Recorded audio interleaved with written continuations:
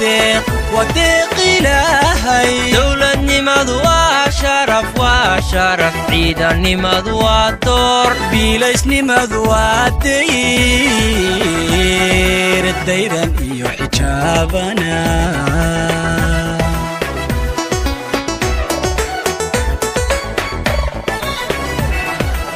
وحتى دليل أطير عبتي ونقول ضد مسكين كي وقورا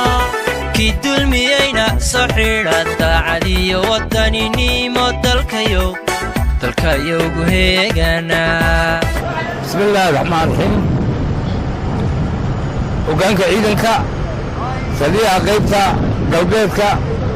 سديها حضن ثلسك سديها ركت الدولة دوسة يتجيحين ركت الدولة دوسة بعد صحابة وقانك كحيقينك ودينتا دمانتو عليكم السلام يا سلامة إسلامك السلام عليكم ورحمة الله وبركاته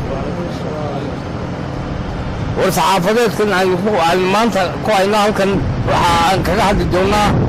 يلو عيدمد البليس وأي كنت راه هوقل عن كلا قول هين أردين عكستا حق أمنية هي حق مخدرات كل الدجالنك يلو دمان قبله وكسره وعيدك كتبه هوقل جود يلو الفلنيد أوامرتي تريها جود عيدك البليس كا يترسك جود وعيدك واحد كنت راه هوقل عن كلا قول هين والغرض دجالمي مخدرات كا حسيسة دا يخمرها يوادي بدك يبي دقل معه hargeysa ugu yaraan 20 jeer oo ayaa lagu qabtay khamrigan burco ilaa 12 jeer oo doona waa la mid gabiil waa la mid hadaba xalay iyadoo ciidanka hawlgalka ugu jiro ciidanka bilisku ay hawlgal adag ku jireen xalay waxay soo qabteen khamrigan oo dhan daraajilku waxa weeyaan 343 litir biilku waa 39 شركانه لو سفريي oo la 8 hawlgalkaasi waa soconaya ciidanku gacanta ayay meel kasta lageeyaan shacbiga iyo dadweynaha waxa lagu weydiisanayna inay meeshay ku tuumaan daroogo khamri iyo xasiisad iyo wixii la mid ciidanka u soo sheegaan oo soo lagu sheegaan annaga ka gudanna waajibaadkayga waxaan ballan qaadaynaa inaan dalkeena ka tirtirno khamriga iyo xasiisada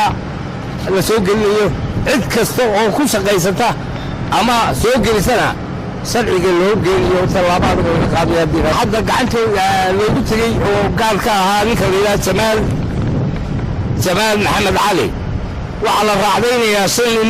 oo khamrigan lahaa oo xogta uu nasiiyay ninka khamriga aan ku dul qabanay santaan magacyada sheegmayno laakiin raacdadeedan ku jirnaa meel kasta ay tagaan